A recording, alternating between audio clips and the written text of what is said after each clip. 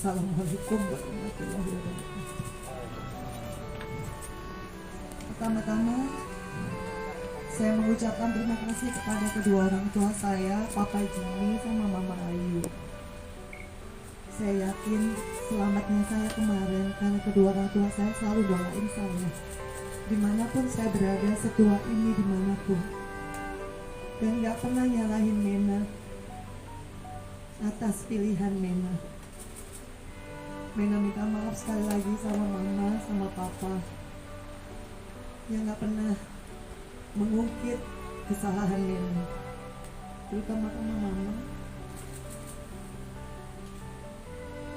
sama Papa, sama keluarga semua, sama Tante Teti yang juga dari awal, tapi aku gak mau dengar. Kedua, aku juga pengen ngucapin terima kasih sama Kapolresta Kediri dan jajarannya, dan juga semua pegawai, terutama janitor dari Hotel Grand Surya Kediri. Orang yang pertama kali ngelihat aku lari-lari di lift tanggal 8 Januari 2023 jam 8 lebih, aku gak tahu jam berapa. Di janitor itu Mbak siapa? Aku mau sampai lupa namanya, Mbak. Terima kasih. Dialah orang yang kasih BAP kemarin. Aku gak tahu siapa namanya, tapi dia yang manggil Satpam Hotel Grand Kediri. Sampai akhirnya dia yang nolongin aku, salah satunya. Kedua, sama seluruh jajaran dan juga Kapolda Jawa Timur, dan juga semua jajaran yang aku gak bisa sebutin satu persatu bagaimana aku buat BAP sendiri dari awal sampai dari Kapolresta Kediri sampai di Polda Jawa Timur. Semua dimudahkan sama Allah Subhanahu wa Ta'ala.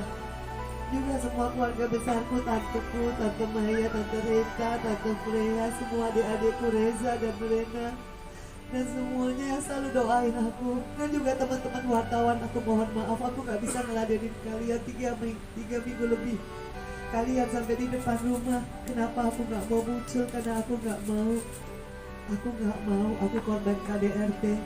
Tapi aku gak mau kalau aku sampai akhirnya membuka aib dan lain sebagainya. Tapi jujur di tanggal 8 Januari 2023 di jam, kalau gak salah jam 9, di saat Mbak Janitor datang sama Satpam Hotel Grand Surya Kediri pertama kali, security nanya sama Ferry, ada apa ini Pak? Dan saya lihat betul bagaimana Ferry mengatur body language-nya, bagaimana dia mengatur mimiknya. Dia bilang saya nggak tahu apa-apa. Bukan saya. Disitulah saya shock. Disitulah saya sadar ini bukan imam saya. Tapi saya masih nunggu kehadiran polisi, dan benar nggak berapa lama setelah saya bisa berhasil menghubungi lewat video call, dan kebetulan yang ngangkat adalah ketua DPD dari partai. Dia kaget disangka saya kecelakaan. Saya bilang saya bukan kecelakaan, saya disakitin sama suami saya, tolong saya. Akhirnya polisi datang sama Mas Didi namanya. Dia saya rasa orang kedua yang melihat saya berdarah-darah via video call. Karena begitu saya berhasil menghubungi Mas Didi, tidak ada penyerangan berikutnya karena live kan. Habis itu datanglah Pak Yanuar Intel dari Kapolresta Kediri menanyakan kembali kepada Ferry, ada apa ini Pak? Itu di TKP, saya masih berdarah, darah masih ada di lantai, masih banyak orang dari Grand Surya Kediri. Kemudian dia bilang lagi, saya nggak tahu apa-apa, bukan saya. Di situ benar-benar saya tersadar, tidak ada pilihan lain kecuali saya melanjutkan laporan polisi, karena itulah jalan yang harus saya tempuh. Kalaupun dia suami kilaf, dia tidak akan membiarkan saya atau menghalang-halangi saya untuk meminta pertolongan. Saya sudah ceritakan semua lengkap di BAP bagaimana survive-nya saya selama setengah jam lebih. Saya berusaha melarikan diri keluar sampai ada CCTV, sampai ketemu Mbak Janitor, karena semua Allah meringankan kaki saya di hari itu. Ya Allah, saya nggak pingsan, saya masih bisa lari, saya masih bisa teriak-teriak. Jadi di situ saya Saya nggak ada pilihan lain kecuali ngelapor. Waktu Pak Januar bilang, Bu, Ibu ini masih internal suami istri, Ibu mau apa? Saya mau lapor. Saya mau visum.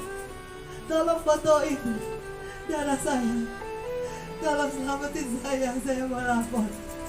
Alhamdulillah, saya diiringi sama Kanit Ibu Neni dan juga Pak Yanuar sampai saya ke visum di rumah sakit Bayangkari yang ada di kota Kediri.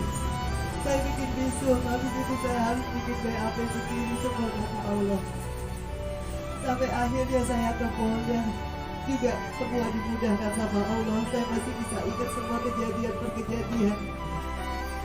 Dan selalu konsisten omongan saya, ucapan saya. Karena semua Allah yang benar-benar nolong hidup saya. Kalau saya pingsan, itu yang saya bilang berulang kali kepada penyidik. Bapak bisa bayangkan kalau saya pingsan, apa yang terjadi. Sementara dua orang yang menanyakan kepada Ferry ada apa, dia selalu bilang tidak, bukan saya melakukan. Kemudian dia bisa telepon ibu saya di saat yang bersamaan, dia bilang saya jeduk-jedukin kepala saya ke tembok dan berdarah. Padahal dalam visum tidak pernah ada lebam biru, artinya saya tidak pernah menjedukkan diri saya. Yang ada saya ditekan sedemikian rupa, seperti yang sudah saya sebutkan di BAP, baik di Kapolresta Kediri maupun di Polda Jawa Timur. Terutama kepada Bang Hotman, saya mengucapkan terima kasih, Tuhan memberkati Bang Hotman. Saya bilang saya nggak bisa sendirian, Bang. Saya butuh lawyer yang benar-benar punya keinginan yang sama untuk semua korban KDRT dimanapun berada, untuk berani speak up dengan segala konsekuensinya. Saya di playing victim, saya difitnah, saya nggak apa-apa. Saya bilang sama Bang Hotman, tidak ada pilihan lain kecuali saya terus maju ke depan. Saya juga selalu bilang sama anak-anak saya, Feral, Atala, Fania terutama yang lagi sekolah, gak perlu malu nak, Mama ungkapkan ini. Karena sudah ada tidak ada pilihan lain kecuali saya speak up. Itu yang terjadi sama diri saya. Dan jujur Bang, saya tidak pernah sakit hati. Saya tidak pernah menyalahkan keluarga Ferry karena saya maklum selama Ferry Irawan tidak pernah berkata jujur, selama itu pula keluarganya juga akan bingung. Itu sudah sangat normal. Makanya saya waktu Bang Hotman tanya kapan Ferry mengaku bersalah, dia buat video di saat dia ditahan di Polres Kediri. Dia buat video, ada berapa video meminta maaf kepada saya. Saya juga nggak tahu kenapa video itu beredar. Yang seperti kalian lihat, kalau orang tidak bersalah, buat apa dia minta maaf sampai menangis? Itu satu. Kedua, pada saat saya bikin BAP di Polda Jawa Timur, Pak Suwancono sebagai kami memfasilitasi kami berdua karena Ferry minta maaf sama saya. Saya tanya, apa minta maafnya? Atas perbuatan apa dia minta maaf? Kemudian dia tiba-tiba bersujud. Ada 10 orang di dalam ruangan itu kalau nggak salah.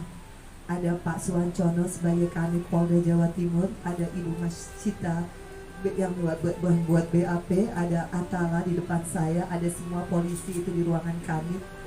Dia bersimpuh, kemudian dia bilang, jadi bukan saya sendiri yang mendengarkan, boleh ditanya orang yang masih hidup semua. Pertama kali Ferry bilang, Nena, Abi orang kecil, Abi orang miskin, maafin Abi. Langsung saya bilang, Abi nggak ada hubungannya sama miskin dan kecil, karena saya tidak pernah melihat itu.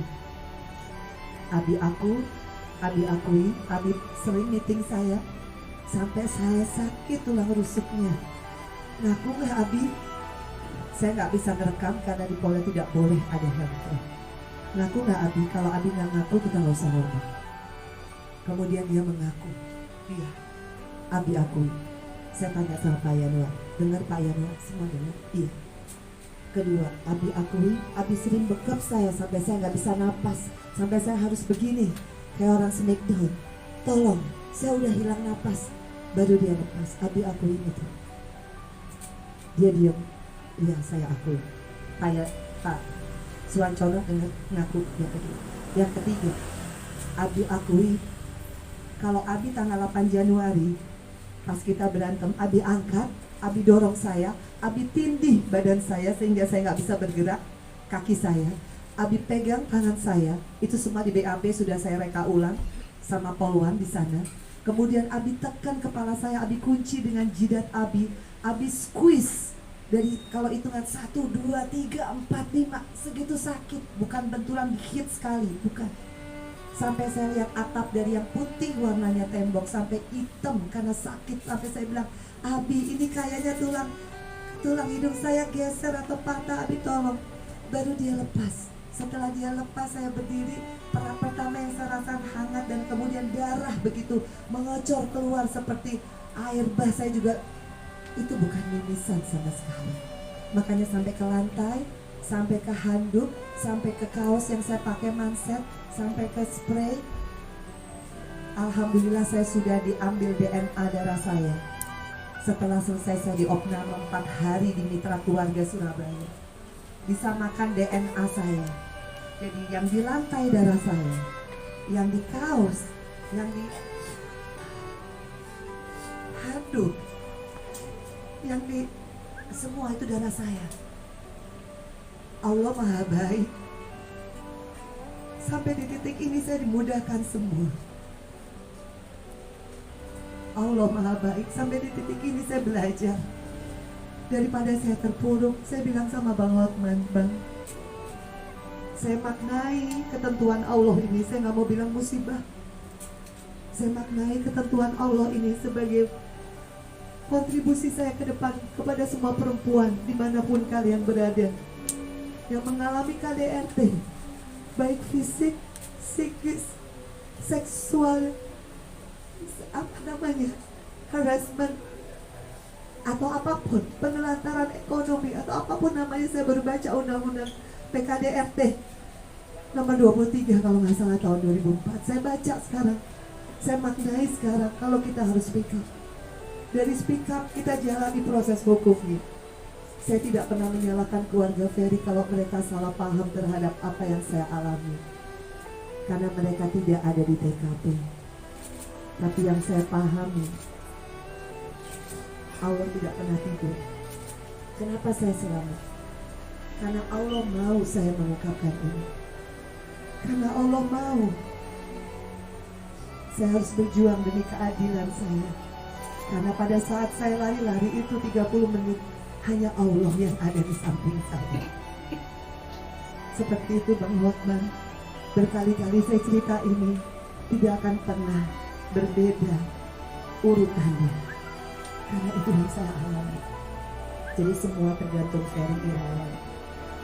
Kalau dia suami yang masih punya hati nurani, dia suami yang khilaf, dia akan minta maaf dari awal. Dan keluarganya pun akan mengerti dari awal. Tapi kalau sudah sampai di titik ini, saya di-frame victim, buat saya nggak masalah.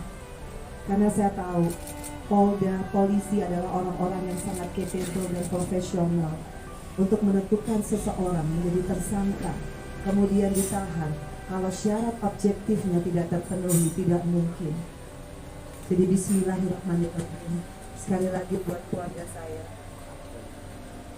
mohon doanya Mama, terus sama Mena, Papa, Reza, Rena, semua tante saya, Bang Hotman. Saya nggak bisa balas. Saya cuma minta teman-teman wartawan, ini adalah preskon saya pertama dan yang terakhir. Karena saya tidak pernah mau suuzon terhadap siapapun, apalagi Ibunda Ferry yang saya hormati, adik-adiknya. Saya tidak pernah ada masalah pribadi sama sekali. Saya menyayangi mereka lebih dari ada apapun, sama seperti saya menyayangi keluarga saya. Begitupun kepada Ferry Irawan, imam yang selama ini saya banggakan, yang saya hormati. Tapi pada saat 8 Januari 2 kali dia berbohong, baik itu kepada Satpam Hotel Grand Surya, kemudian kepada polisi, bagi saya fix. Dia bukan orang yang punya hati nurani, bukan suami yang bertanggung jawab. Tidak ada pilihan lain. kecuali saya maju memproses secara hukum, biar nanti pengadilan yang akan menentukan hukumannya. Itu aja teman-teman wartawan. Terima kasih atas semuanya, kalian profesional sudah selalu mengawal kasus ini, dan saya rasa insya Allah kita harus kawal ini bersama-sama. Terima kasih. Wassalamualaikum warahmatullahi wabarakatuh.